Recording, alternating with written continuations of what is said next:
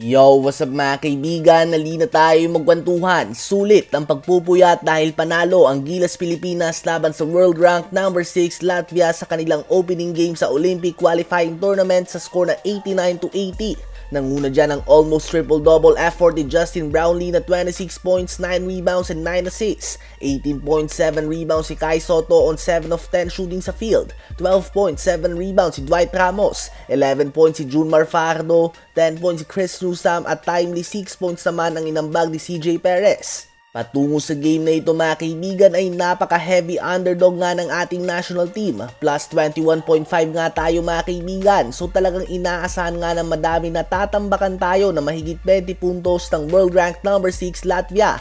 Kaya naman isa nga ito sa mga greatest wins ng ating national team. Plus 21.5 nga tayo. Umabot ang biggest lead natin sa 26 points. Buong game ay hindi nakalamang ang Latvia. Meron lamang tayong 11-man lineup at nakuha natin ang panalo na ito sa kanilang home court pa mismo. Sa game na ito ay hindi lamang tayo dumikit, hindi lang tayo sumabay, bagkus tinalo nga natin ang Latvia sa harap ng kanilang mga fans in a very dominant fashion.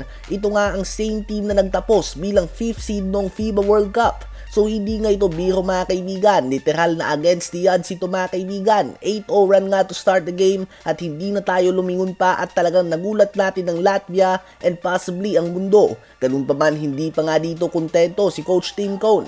Bago magumpisa ang tournament ay sinabi niya nga na hindi sila andito para lamang manalo ng isang game, bagkus andito nga daw sila para manalo ng buong tournament.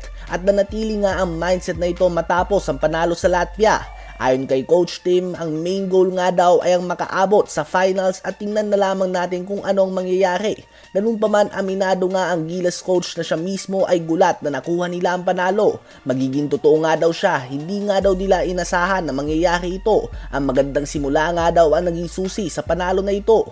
Pinuri na din nga mga kaibigan ng NBA veteran na si Davis Bertans at sinabi na pinaghandaan nila ito ng mabuti.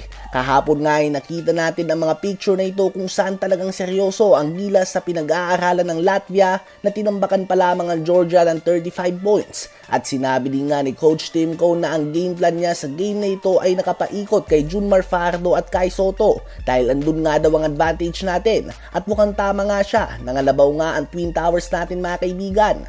Kinailangan nga ng Gilas ng perfect game upang matalo ang bigating bansa na tulad ng Latvia at nagpakita nga tayo ng almost perfect game. Malaking kudos sa ating mga players, scouts and coaching staff. Napakagandang pag-manage ng game ang ginawa ni Coach Tim Cone, from calling the challenge, making timely substitutions and out of the timeout plays at overall coaching lang nga mga kaibigan matapos ang mahabang gabi, mga gabi kung saan tayo ay nagpupuyat at papasok sa trabaho na malungkot. Sa wakas nga ay hindi na nga tayo na comeback at tuluyan na nating naiuwi ang panalo. Ganun pa man, tulad lamang ng sinabi ni Coach Tim Cone ay hindi nga daw sila andito para lamang sa isang panalo. So simula pa lang nga ito mga kaibigan, ano ba masasabi nyo tungkol dito?